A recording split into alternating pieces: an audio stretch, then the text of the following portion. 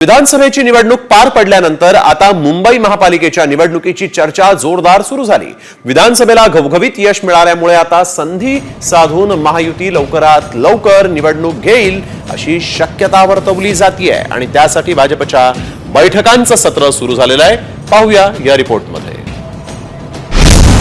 मुंबईत महायुतीचं मिशन 150, विधानसभेनंतर पुढील target BMC. भाजपचं बैठकांचं सत्र सुरू। विधानसभा निवडणुकीत मोठं यश मिळाल्यानंतर महायुतीच्या नेत्यांना महापालिका निवडणुकांचे वेध लागले। कोरोना काळ आणि त्यानंतरच्या राजकीय अस्थिरतेमुळे मुंबई, पुणे, नाशिकसह राज्यातील अनेक महानगरपालिकांच्या निवडणुका रखडल्या। मुंबई महापालिकेतील नगरसेवकांची मुदत 7 मार्च 2022 रोजी संपली। देशातील सर्वात श्रीमंत महानगरपालिकेचा कारभार लोकप्रतिनिधीशिवाय 2.5 वर्ष सुरू आहे। मागील 2 अर्थसंकल्प प्रशासकांनी सादर केले। सध्या महायुतीला पोषक वातावरण असल्यानं भाजपनं महापालिका निवडणुकांसाठी रणनीती आखण्यास सुरुवात केली। भाजपकडून बैठकांचं सत्र सुरू झाले। महायुतीला 150 जागा मिळवण्याचं मिशन असल्याचं मुंबई भाजपचे उपाध्यक्ष आणि महापालिकेतील माजी विरोधी पक्षनेते रवी राजा यांनी स्पष्ट केलं।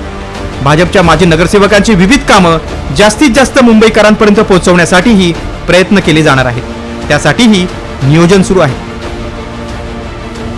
जसं सरकार स्थापन होईल त्यानंतर भारतीय जनता पार्टी आपल्या पूर्ण ताकदीने या सर्व महापालिकांवरती भारतीय जनता पार्टीचा झेंडा फडकवा यासाठी कामाला लागेल। विधानसभा आणि लोकसभा या दोन्ही ठिकाणी महायुती असतेच।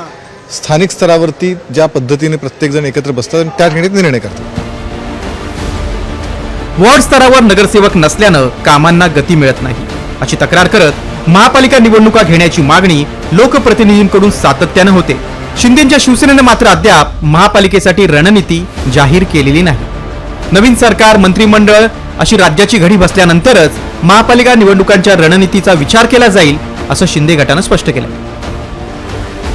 आम्ही महायुतीमध्ये आहोत। जर महायुतीमध्ये व्यवस्थित हे आम्ही लढणार, जर त्यातून जर काय अडचण असली तर प्रत्येकाने आपापली तयारीमध्ये राहणं गरजेचं आहे।